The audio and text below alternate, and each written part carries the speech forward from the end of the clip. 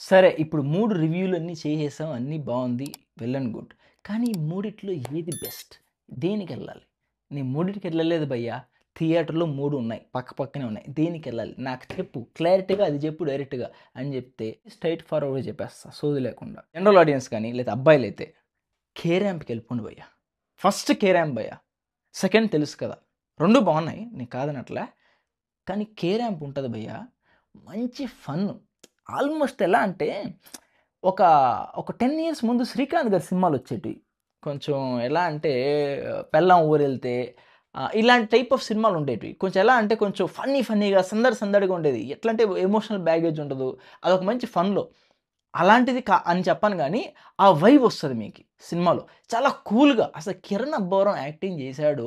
ఒక star జేయాల్సిన acting జేశాడు. ఏంటి ఆ డాన్స్ ఏంటి? ఆ ఇంట్రడక్షన్ ఏంటి? డాడ్స్ గిఫ్ట్ గాని, ఇంట్రడక్షను మంచి వైబ్ బార్‌లో ఆ ఫైట్ గాని, అసలు సినిమాని డీల్ చేసిన విధానం గాని, డిజార్డర్‌ని చూపించడము ఎక్సలెంట్ జాబ్ జేశారు. నేనైతే థరోగా ఎంజాయ్ చేశా. పడి నవ్వుకున్నా.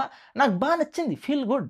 చాలా రోజుల తర్వాత 'కిరణ్ అబ్బవరం' ఇంత బాగా ఓపెన్ అప్ అయ్యి యాక్టింగ్ చేస్తాడా అనే ఫీలింగ్ అయితే నాకొచ్చింది. మీరెళ్ళిపోండి. మీరు ఖచ్చితంగా డిస్కరేజ్ అయితే అవ్వరు. సెకండ్ 'తెలుసు కదా' కూడా నాకు చాలా బా నచ్చింది. Siddhu did a fantastic acting. చాలా బాగుంది డైరెక్షన్ గూడా.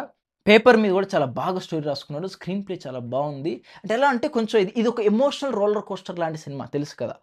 ఇది ఏదైతే నేను ఇంతకుముందు చెప్పానో 'కే ర్యాంప్' అనేది ఒక just out and out entertainer అనమాట. ఇది కొంచెం ఎమోషన్స్‌తో ప్లే చేసే సినిమా అనమాట.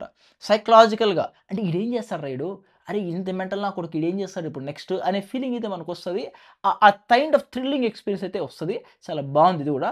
'బద్రి' టైప్ ఆఫ్ ఫీలింగ్ అయితే దీంతో వస్తది. అరే! ఒకప్పుడు 'బద్రి' చూసామే ఇలాగ ట్రయాంగిల్ ఉండడం, ఆ తర్వాత ఇట్లాంటివి చూస్తున్నామే అనే ఫీలింగ్ అయితే వస్తది.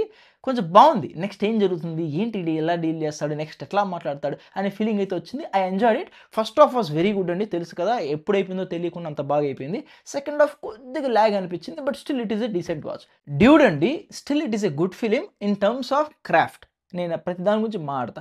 క్రాఫ్ట్ ప్రకారంగా గుడ్. కానీ కాన్సెప్ట్ కూర్చొని అంతసేపు ఓపికగా అంతసేపు వాళ్ళు పడే దరిద్రాన్ని చూడాలా అనేది మన పర్సనల్ చాయిస్ అనమాట.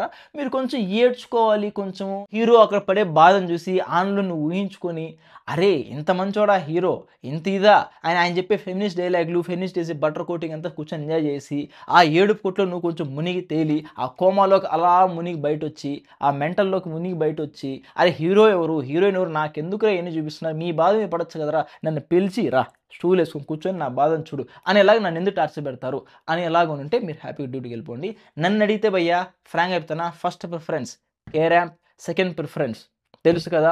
Third preference 'dude'. Simple and clear. ఇలాగే మన ఛానెల్‌లో అన్ని పెట్టి స్ట్రెయిట్ ఫార్వర్డ్ చెప్తానండి. దాచిపెట్టడాలు అవి ఇవి ఏమి ఉండదు. ఓపెన్‌గా నచ్చిందా? నచ్చలేదా? ఏం నచ్చింది? ఏం నచ్చలేదు? క్లియర్‌గా చెప్పేస్తా. మీకు మన స్టైల్ ఆఫ్ చెప్పడం మీకు నచ్చినట్టయితే మన ఛానెల్ ఓపెన్ చేసి చూడండి. మీకు ఓకే అనిపిస్తే సబ్స్క్రైబ్ చేసుకొని ఛానెల్ ఎంకరేజ్ చేయడం మర్చిపోద్దండి. ఒక చిన్న వీడియోకి లైక్ అయితే కొట్టండి. కింద హైప్ అనే ఆప్షన్ ఉంటే హైప్ కొట్టండి. నెక్స్ట్ వీడియోలో మీ ముందుకు మళ్ళీ వస్తా. Till then by.